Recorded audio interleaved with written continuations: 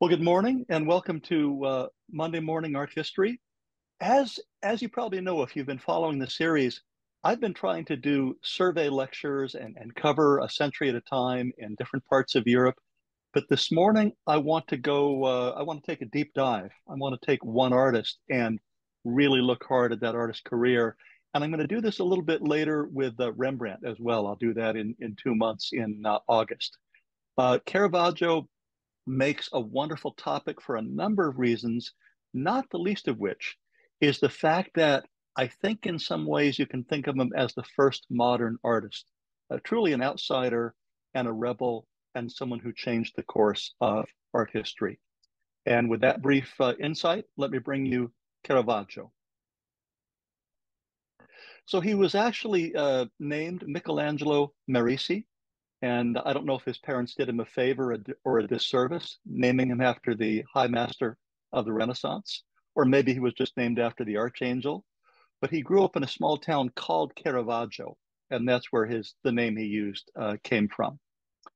He was active in Rome during the highlights of his career, and that's where his artistic life took off and hit the stratosphere. During the last 4 years of his life, he was on the run, moving between Naples, Malta, and Sicily. And we'll talk about that. But you can see he had a relatively short lifespan in which he accomplished a lot before he died on the beach at Porto Recole, Italy, at age 39.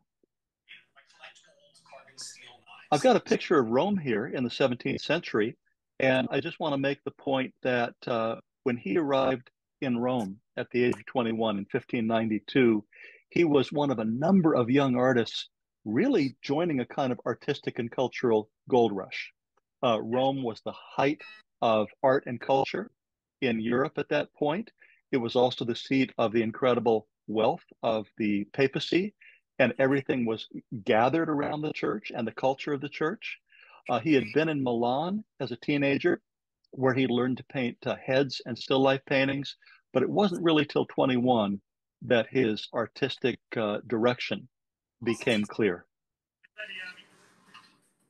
And just another photo across the Tiber of a 17th century Roman painting, where you can kind of see the combination of ruins and Roman ghetto and grandeur, all of it, mixed together in a great human circus. So when we look at Caravaggio's early paintings, some of the paintings he did even before his or around his 21st birthday, working in Rome, they are strange, unnerving paintings. I'm sure there's some undiscovered Caravaggio paintings somewhere that are conventional that he did as a student. But what a peculiar and compelling subject, the boy bitten by a lizard. And in this image, we see what I think in some ways is almost a parody of classicism. And we'll talk about that idea more in a little bit. But a sensual young man wrapped in a toga with a camellia behind his ear has had his finger bitten by a lizard who leaps out of a still life next to a glass vase. And I have a close up of the boy. And at one level, you could say maybe this was meant to be as a study of human emotion and human drama and a kind of a moment.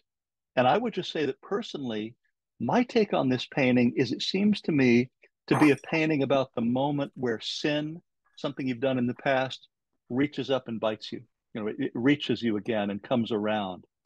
And in the iconography of this painting, let's say in the symbolism, you might want to look at that glass vase and remember that in earlier, more traditional paintings, the Immaculate Conception was often represented with a vase or a vessel. And you could look at this as a parody of the Immaculate Conception and of the idea of the light passing through the clear vessel representing Mary's virginity. I think it's a very, very different, more complicated and darker meaning in Caravaggio. Here's a boy with a basket of flowers, and again, unusual, peculiar, compelling, homoerotic, and Caravaggio was bisexual, so homoeroticism is a big key to a lot of the work, especially the work he made for gay patrons, and there were many in the Catholic Church. But just getting back to the picture itself, what's so unusual is to have a dedicated portrait where the still life in the foreground almost becomes the main subject or takes over some of the meanings of the paintings. And talking about this idea of a parody of classicism, look at Michelangelo's David and think about the way that the male figure was presented in the High Renaissance as dignified, as related to the antique, as heroic and about to take action. And you get in Caravaggio's paintings, you get very, very passive young men. And something Caravaggio said gives a little insight into how he approached a painting like this. He once said, "There's no difference between a figure and a leaf." And it is true that he gave tremendous attention to every bit of moisture on a grape and every fold in a grape leaf and every stem and the ripeness of every peach. These things carry as much meaning, it seems, as the figures themselves. And the woven basket, need I say more? This is just a little bit of Leonardo da Vinci's Last Supper, because I want to remind people that the role of still life in Italian painting had traditionally been to show communion, to show the Last Supper. And this detail of Leonardo is pretty sparse, but what a contrast to the fullness of Caravaggio still lifes. The story goes, keep in mind that Caravaggio was destitute, always short of money, always short of food. There was apparently one period where somebody gave him only salad for a few months and he nearly starved. But he was also prone to illness. And we think that this young, sick Bacchus is a self-portrait that he made after a bout of malaria. And of course, you see that kind of grayness in his complexion, and he clutches the food with an air of desperation behind a mineral slab, what looks like a piece of concrete. It's a stark picture, not a joyful revelry, which you normally would associate with Bacchus. As the paintings become a little bit more refined, he attempted what you'd call genre painting, paintings of particular types. And something that Caravaggio began doing early on is he would walk around the area called near the Piazza Navona, and he would hire people directly off the street to pose for his paintings. And he was known for taking home young men, gypsies, older people, and giving them, a little bit of money and having them pose wherever he happened to be working. So that's probably how he gathered the people, the soldier and the two young men that are here in the card sharps. And you can see it's a painting about deception. What the kind of innocent young man holding the cards doesn't notice is that the soldier behind him is sending a signal so the other guy can, take that into account. So that theme of corruption stands out, the theme of cheating stands out, and also the contrast between the innocence and the cynicism of the other figure. Contrast like things like that were things that Caravaggio liked in the emotional side of his painting. And in the fortune teller, we have, I think, a kind of I'm going to say a not very hidden eroticism. And the gypsy who is telling the young man's fortune is one of those figures in Caravaggio where you might say at first glance, because of the costume, it's a young woman. But at second glance, you might say it's a young man. And maybe the handle of the sword has something sexual to say as well. And when you look close, look how tuned in he was to the gesture of the fortune teller, kind of rolling the figure down the palm of the hand toward the end of the lifetime. It is very, very carefully observed, as are the sleeves and the details that give volume and form to this wonderful interaction. His penitent Magdalene is a picture that seemed very stark compared to other depictions of the Magdalene. And again, he probably used a friend as a model, or perhaps a prostitute from the street, because prostitutes were often available for modeling. And there is some historical information that may identify her as a woman named Anna Bianchini. And also, there were public whippings of prostitutes in Rome, so that little jar of ointment down by her feet might be a reference to the fact that she had been whipped and was using, a balm on her wounds. But in other words, she is a very, very reclusive figure who looks more like a genre portrait then she might look like a figure as people would expect her from the Bible. So with these paintings, with these unusual, dramatic genre paintings and all her observations, Caravaggio really hoped to get the attention of a patron. And you had to have a patron to be a successful artist in Rome. There wasn't the kind of commercial developed gallery system that we take for granted now. That appeared later, mainly in Amsterdam, later in the 17th century. But in 1595, Caravaggio came to the attention of this man, Francesco Cardinal Maria del Monte, and he did what artists normally did. He became part of this man's retinue. He had a whole entourage, a whole group of people that lived with him, that followed with him, that he took care of. And Caravaggio lived for 5 years in this magnificent palace. And in this great Palazzo Madama, where Cardinal Del Monte used to give drag balls, by the way, it has now become the home to the Italian Republic, which is a nicest piece of historical compression. But look at that grand building, and you have to imagine the goings on there in the 17th century. So for the cardinal and for his circle, Caravaggio began again to tailor his artwork to appeal to the tastes of his patrons. And so this Bacchus, no longer a self-portrait and using a model who may have been the cardinal's boyfriend, who appeared in many of Caravaggio's paintings, you get something very, very ripe and alluring, and in the view of one critic, also a little bit dumb. You know, a rather inflated and pliable young man who seems like he's heavy-lidded in a way that he's either just waking up or perhaps going to sleep.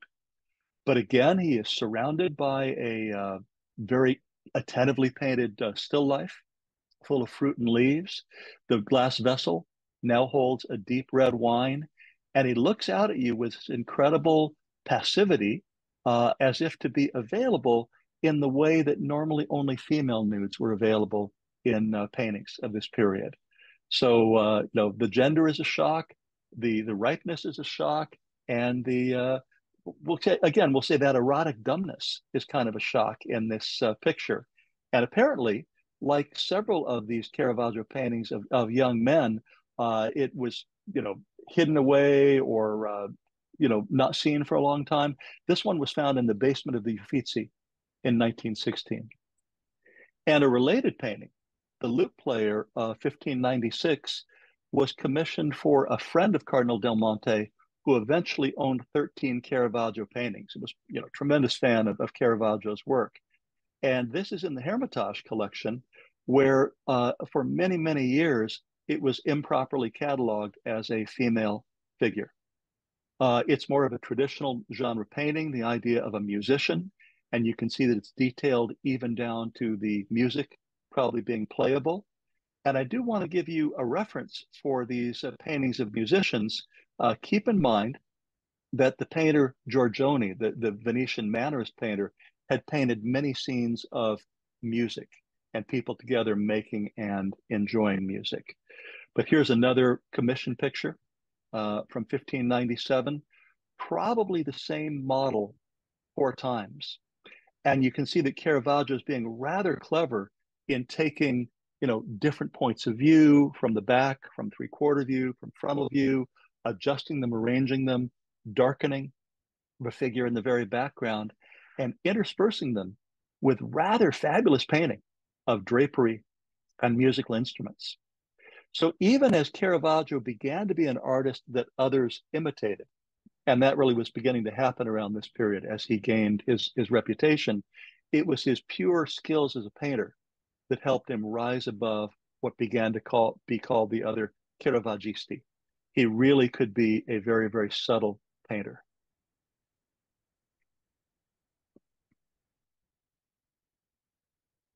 The other side of Caravaggio that began to emerge was a very, very violent and grim sensibility. So when he got a commission to paint Judith murdering the general Holofernes at the end of the 16th century, you can see that he didn't in any way shy away from the violence. And some things that are here that are characteristic of Caravaggio, He loves contrast in age, particularly between young women and old women. So we have Judith, who is, pulled back, but rather purposeful as she slices off the head of Holofernes. She's accompanied by an old maid, a kind of a crone that holds the bag that the head is going to go into. And Caravaggio loves that kind of contrast. There's also a kind of a fantastic detail in the way that Holofernes, who is, having his head sawed off, seems to make eye contact with Judith. And there's a spotlight on one eye, as if he's looking back in his last moment and thinking, what are you doing? Or, making an accusation with his eye. But this dramatic lighting underneath the red curtain that Titian used to use in his paintings captures a very, very exact moment, the way that a film director might do now with 32 frames per second. And this allows me to make another point about Caravaggio. Unlike previous Italian painters, he had this incredible ability to freeze frame, to create a very, very precise moment. And he really did it with lighting. He was using the technique of chiaroscuro, so clear and dark, if you translate the Italian, and by lighting it very precisely, coming from one direction. In this case, it's from the left overhead. He really brought forward what he wanted to show, and he let other aspects of the picture fade into darkness. And to give you an idea how serious he was about chiaroscuro, keep in mind, of course, you had to use natural light or you had to use lanterns to use your lighting, to develop your lighting when you had models.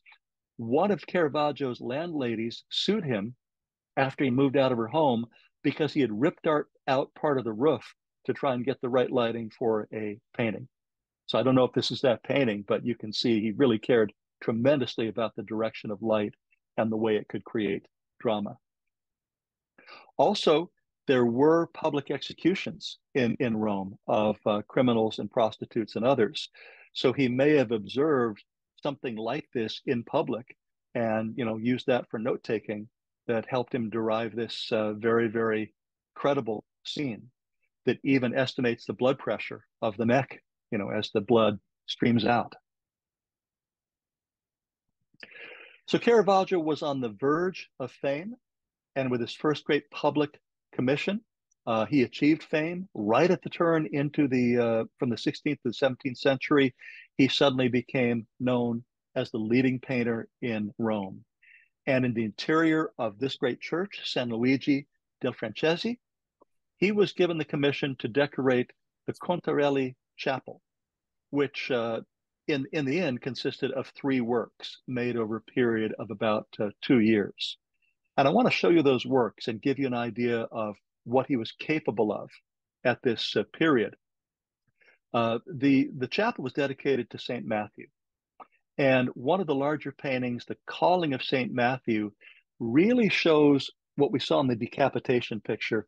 It shows his ability to highlight and to stage drama. And around a table, in a very, very, very plain, austere setting, which honestly may have been Caravaggio's studio. That may be what we're seeing. We have, Roman tax collector and soldiers counting money around a table, and they're suddenly interrupted by the appearance of Christ. And Christ reaches out to point at Matthew to call him, and he does it with a gesture that is, arrestingly simple. The hand coming forward, raised straight. And I want you to notice there's a contrast between the seated figures and Christ and St. Peter. Christ is in a kind of a simple robe, almost a classical robe, whereas the young men are wearing the kind of costumes that Caravaggio took around with him that were kind of 100-year-old, Roman ethnic costumes. That creates a contrast, and so does the fact that Christ appears in a stripe of darkness in a room that's full of light.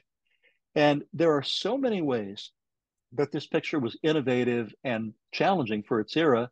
And of course, one of them was that Christ always should have appeared in the center of a picture, right? The most important figure, the one who should be commanding your attention directly. Putting him off from the side where he entered in a kind of surprise was something highly unusual. And I also want to point out that although there was a lot about previous Italian painting that Caravaggio rejected and didn't like.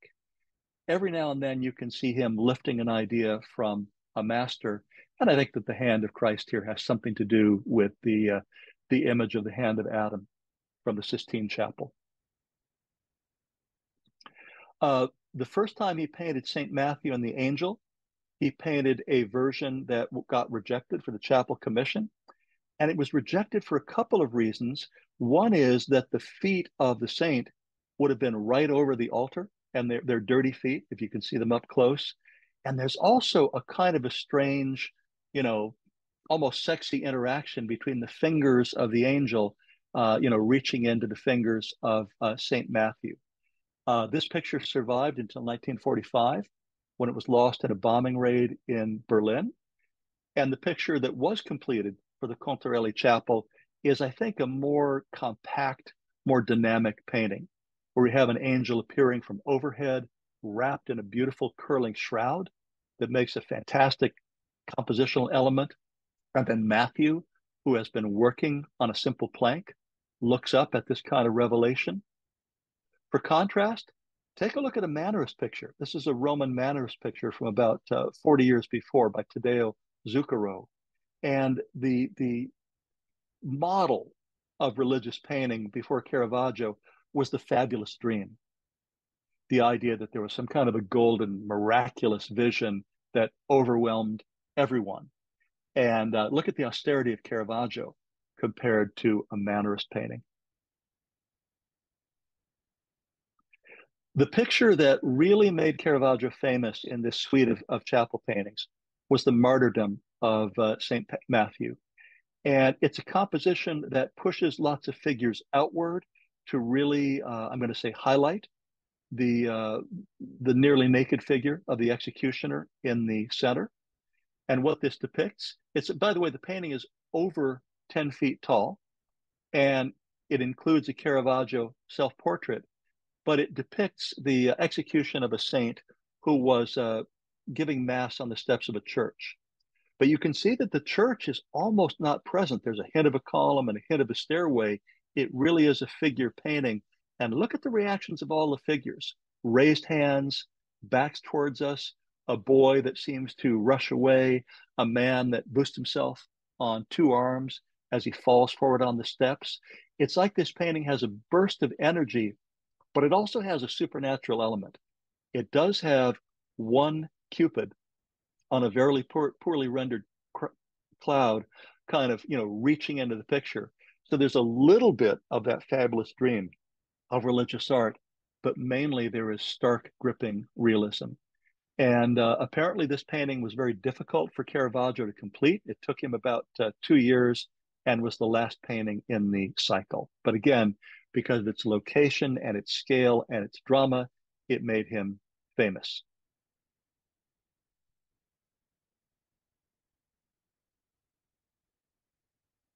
So I think we are at a kind of a high point in Caravaggio's career now. His celebrity has been established, his confidence is great, and his ability to really upend religious imagery is it just goes and goes and goes. The crucifixion of Saint Peter, uh, Saint Peter requested to be crucified upside down because he felt that the normal crucifixion had been given to Christ, and he was not in the same crucifixion league as Christ. But when you look at it, Saint Peter here is a confused old man, and Caravaggio really excelled and reveled in the depiction of older people's bodies, especially the bodies of older men. So it's a substantial but a weathered body with all of its flaws visible. And you could see that all around him, there are the kind of workmanlike henchmen that are, making the crucifixion happen. And in fact, one of the objections that critics had to paintings like this is they didn't like the idea of somebody so crude and whose face was in the darkness performing the crucifixion. Even in executioners and thugs, they wanted to see more idealized figures.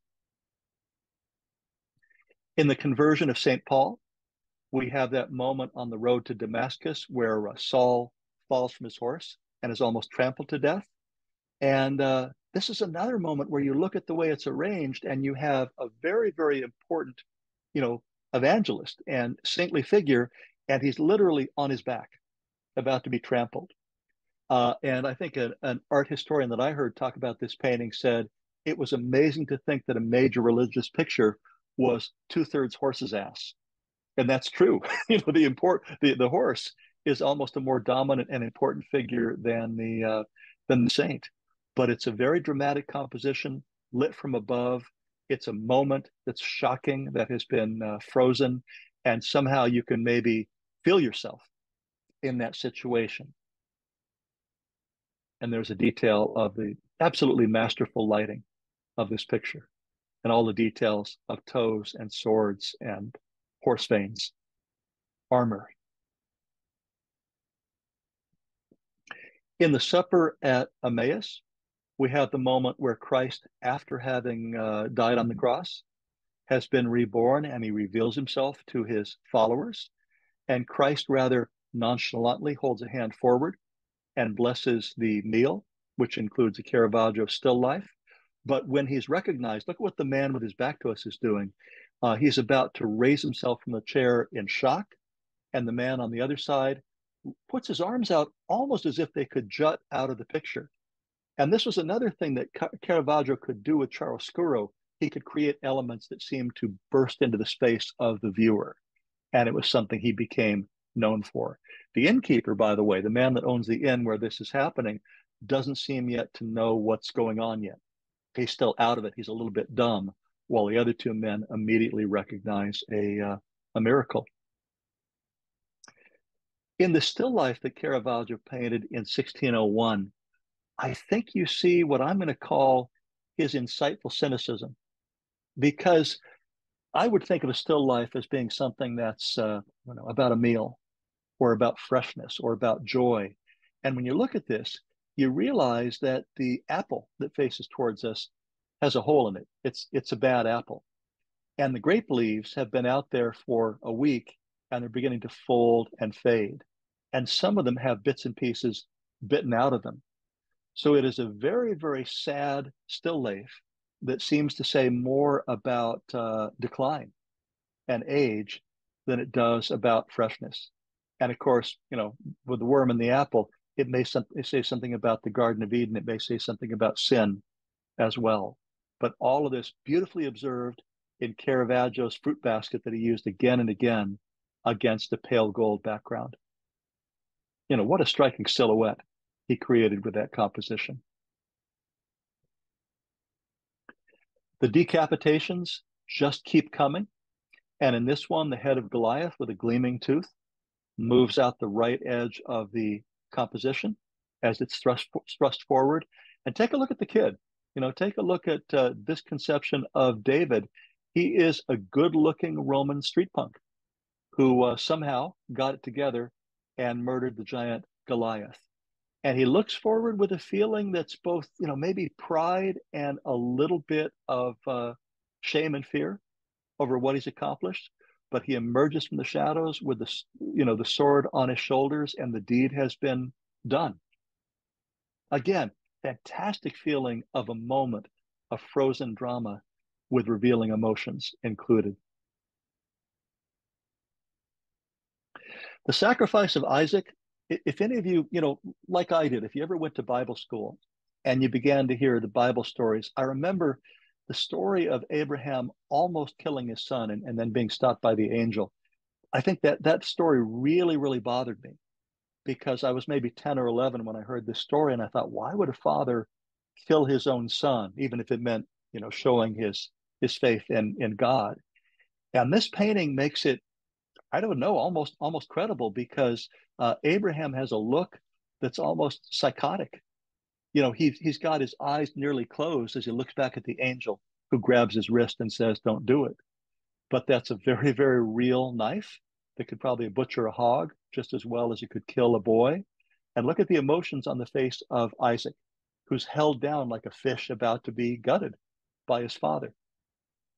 All of this attended by a glossy-haired angel that probably appealed to, the cardinal patron. And in the background, a wistful landscape a la Leonardo da Vinci. A fabulous, dramatic, almost cinematic painting. Here's a rude and lewd picture that was made for a private client. And look at the theme of the painting. Love is victorious. And maybe a better way to say it is to say that sexual love is victorious, because we have this, street kid that's literally rolling out of bed with dark angel wings. I think he's definitely a bad angel, as angels go. He's got some of Cupid's arrows, so we know he's capable of generating love, and he is trampling a group of symbolic objects. And all the items on the floor, what you would have seen in other allegorical paintings, a violin and a lute, armor, a trumpet, a square, compasses, they're all rather civilized aspects. And he tramples on them as if to say, war, music, culture, none of it really matters. What really matters is sex. And it's a picture that I understand when it was originally purchased, that the friends of the man who owned it said it should be kept behind a curtain, and it probably was. Another picture from that era of St. John the Baptist. Look at who St. John the Baptist is. We just saw David, but here, this saint that wandered in the wilderness, he is a naked kid leaning back on a fur, and he seems to be having a very, very intense conversation with a ram. And a ram would be a symbol of, what would you say, an aging man's randiness, sometimes of Satan, sometimes of sacrifice. But those are some of the meanings that the ram might have. So it's fair to say that St. John gets a little bit of a pagan overlay more than it gets, the feeling of a Christian painting. And take a look at where he got the composition. I think this figure must have come from one of the ignudi, or the classical nudes that Michelangelo had painted on the ceiling of the Sistine Chapel. And it's important to remember that living in Rome, Caravaggio must have seen and visited the Vatican, the Sistine Chapels, dozens of times to draw on the ideas and imagery of that chapel. Here's another contrast. Look at Caravaggio's entombment. Christ being lowered into the crypt in 1603. Looking at the Caravaggio, it's a magnificent composition where you feel this kind of line starting from, Mary reaching upwards towards a nun bowing, and then the figure holding the legs of Christ bows even further. It's as if there's a rotation that lowers that figure down into the tomb. A very, very believable body of Christ with a hand over his head. Then take a look at the Venetian painting. On the right, we have a Venetian Mannerist painting from 8 decades before, and it's painted in what one of my students in an essay once called the toilet tissue colors. Light pinks, light blues, hints of purple, with all of the figures very, very pale, as if they'd never been out of the palazzo. So again, I think the Mannerist picture is everything that Caravaggio was working against. He just didn't believe that kind of ballet of falsehood belonged in religious pictures. He really wanted to get the grit and the juice of human life and give that religious significance. You may have seen something about this picture in the move, in the news, Ecce Homo. There are a number of experts who think that this picture, which once appeared at an auction for $1,600 as by a follower of the Spanish painter Ribera, many have now decided that it's an authentic and lost Caravaggio. There are a couple of scholars that don't agree, but it's now on view in the Prado where people are inspecting it. We'll probably hear more discussion of it. We'll find out, is it by a Caravaggista or is it by Caravaggio himself? But it certainly has his characteristic chiaroscuro lighting. Here's another picture where trampling is involved. And this is before Caravaggio leaves Rome, just about the time that he's beginning to get into a lot of trouble on the streets with his friends. This Madonna and Child with St. Anne shows both the Virgin and her infant son trampling on a serpent. And the serpent would be a symbol of heresy. So that's definitely something a religious patron would want to show that, Christ was against heresy. And here's a comparison with Raphael, just again to give you another sense of contrast of how different Caravaggio looked with that dark, almost entirely blank interior background compared to the verdant meadow in Raphael. And one of his biographers reports that Caravaggio despised Raphael and also didn't care much for ancient sculptures. So you can see that sense of, rejecting Raphael in his palette and in his background. The Death of the Virgin. What a masterful and surprising painting, because it was made from apparently it was made from the body of a prostitute who had drowned in the Tiber River. And for contrast, here's another Zucchero painting. This is the way that the death of the Virgin was normally portrayed. It was portrayed as her apotheosis. She was reborn and joined in the clouds by, hosts of angels and other figures, where she would live forever, leaving behind the figures on earth. But in Caravaggio, and by the way, this painting was rejected by the church that had commissioned it. Here's this woman who is just so human, not supernatural, and so clearly dead.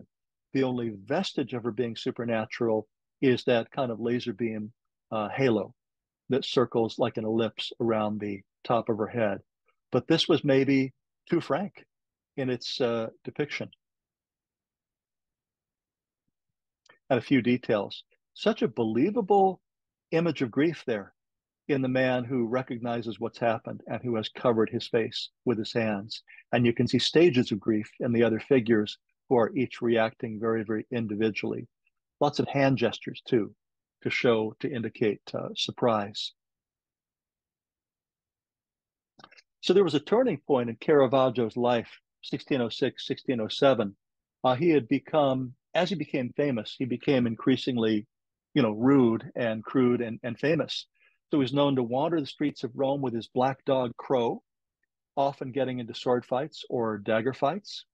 After a tennis game in 1606, he and his friends got into a street brawl, and he stabbed one of his opponents in the game in the groin and hit an artery, and the man died. I don't think Caravaggio intended to kill him, but it happened. So after that, a price was put on his head, and he had to leave Rome. So he would spend the last 4 years of his life trying to get a papal pardon to be able to return to Rome. But during those years, he moved from Naples to Malta and then to the coast of Italy, just 100 miles from Rome, on the run and painting wherever he could, with his behavior continuing to be very, very strange, even bizarre. In Naples, he created this massive painting called the Seven Works of Mercy. And it's an extremely dark painting and a very, very hard painting to make out, because he's compressed 7 different symbolic moments into one painting. So I'm going to try and break it down for you a little bit. And I first want to mention that, like more traditional religious paintings, it does have an angel intervening. We have this, winged angel suspended up above, with a little angel, looking over his wings, and another one clinging to the main figure. But it's in the lower portion of the picture where you find most of the action. And from the book of Matthew, these are the 7 charities that the nuns who commissioned the painting wanted it to emphasize. And you can see they include the burial of the dead, the feeding of the hungry, the sheltering of the homeless, and so on. And here are a few that you can make out in details. That is, a woman breastfeeding an imprisoned man. So she's visiting the imprisoned and feeding him at the same time. I think she gets 2 out of the 7 in one image. And then in another image where you see feet visible, you see the shrouding and the burial of the dead. And there's more imagery when you see the painting in person. There's someone drinking from the jawbone of an ass. And I didn't know that could be used to give someone liquid, but apparently it could. He painted Saint Jerome several times, loved making studies of the aging saint, working alone with a skull in his cave. And you can see again how it allowed Caravaggio to really, really express age in the human body and vulnerability as well. It was a far less idealized depiction of the saint than you would have seen in earlier Italian painting. Another beheading, this one, the beheading of St. John the Baptist, in a kind of a town scene. And it includes a detail of two prisoners behind bars looking out as the execution takes place. And it shows Judith holding this time a kind of a metal tray where the head is going to be taken away. And if you were to see this in Malta, where it's in a chapel, this is the setting. And I think the kind of contrast and almost incongruity between the grand settings where these paintings, belong and the action that's taking place say something about the dramatic friction that Caravaggio wanted to generate. The raising of Lazarus, which is a subject that Rembrandt would later attempt. You can see this fantastic diagonal body of Lazarus being taken up and just coming to life where the head of a woman kisses him upside down. And it feels like the arm is beginning to fill up with blood again and is about to move. But again, great drama in the gestures, the compositions, a kind of a golden lighting in this painting. And very, very dark paintings in the final year of his life. You get the feeling they were almost painted on a dark ground or a black ground. They may have been. And one thing about Caravaggio, he left no existing drawings. There are no Caravaggio drawings anywhere in the world. And it's believed he didn't make preparatory studies. So he painted directly from the model, and he sometimes used a little metal point to inscribe a line like a drawing on the ground of the canvas and then work from that. But again, very, very, very, very deep and moody denial of St. Peter, who points to himself with two hands at his chest as he's being accused. A strange final painting, the painting of Ursula with Attila the despot. And this young man has just been pierced by the arrow that's held by this older creep. She's highlighted in almost an ivory tone and perhaps was painted from a statue, a weird, violent drama. And of course, if you wanted someone to paint a weird, violent drama, Caravaggio was your man. And in a very, very revealing and final self-portrait, he painted one more David and Goliath in 1610 and presented himself as the defeated Goliath.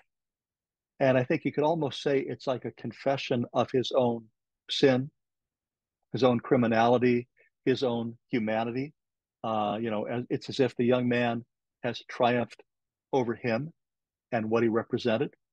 And you can see in the face of the young man that kind of hesitation, that emotional uncertainty that Caravaggio could depict with such specificity. So there's a long story about how Caravaggio died, but the short version is that there were warrants for his arrest. People were always pursuing him. The Knights of Malta were pursuing him. But 3 days after he landed on the shore of this small town, Porto Ecole, he was out there, I think, on the beach and was exposed and was having a frenzy and died of the effects maybe of malaria and starvation and exposure and whatever else. There's a whole video, there's a whole film that you can find on YouTube, Who Murdered Caravaggio, that maybe has more information about the people who were chasing him that may have reached him. But ironically, 3 days after he died, his papal pardon finally arrived and he would have been able to return to Rome. So now that you hopefully have a hankering for some Caravaggio, I want to talk about where you can see them. And I had the chance in 2018 to see some of them in Naples. So here I am visiting the Chapel del Misericordia in Naples, where you can see the 7 works of mercy behind me. But what you really want to do, you want to be in Martha's position if you want to see original Caravaggios, because Rome has the largest number of Caravaggio original works. I think the number is something like 26. And you can find a listing of them on the internet. Many of them are still in the chapels where they were originally placed. Somebody told me there's one of them in a chapel where to get the painting lit, you have to put a few coins and an electric light comes on for like 3 minutes and you see the painting, and then you have to put in more coins if you want to see it longer. But I think appreciating Caravaggio in dark Italian architecture is the way to go to understand the spaces they were meant to function in. In the United States, the Metropolitan Museum is your best shot. There are 4 great Caravaggios there. when they're not on loan. I think two of them were at the Getty in 2018. In Texas, you can see the card sharps. In Toledo, Ohio, St. John the Baptist, and one painting as well in Detroit. To sum this up, and to sum it up in a very, very brief way, because I know we've only been able to talk about highlights. We haven't been able to go as deep as you certainly could go. Here are the things that stand out for me about Caravaggio's legacy. Definitely the way he used lighting. His use of chiaroscuro and light and shadow was so important that in a way it was a bad thing. You know, there were so many followers of Caravaggio that couldn't do it as well as he did, but he showed, what was possible, and we see that legacy in Spanish painting and in what they called the tenebroso, the dark tension of Spanish painting, and also in the work of Rembrandt. So that was revolutionary. He certainly changed the idea of realism when it came to the human figure and who could be shown and how could they be shown and how could they be humanized. As I said at the beginning of the talk, his attitude, his sense of being an outsider and strange and rebellious, reminds us of the character of the modern artists who came 300 years later. He maybe created that type of artistic career. And very importantly, for people, who look at him from a religious point of view, he was a deeply religious man. And his art made religious stories and religious feeling very, very credible and relatable in a way that had not been before. Finally, before I go back to full screen, I just want to mention that if you enjoyed today's free lecture, and Martha, thank you for sponsoring these. I know your followers, everybody who comes to Winslow Art Center appreciates these, and I appreciate being able to give them. On the 1st of July, we'll go back to survey and talk about 100 years of Italian and Spanish art. And then August 5th, I'll do another focus lecture, which will be all Rembrandt. So that's coming up. And we'll go back so that Amy or Gage can give us some questions.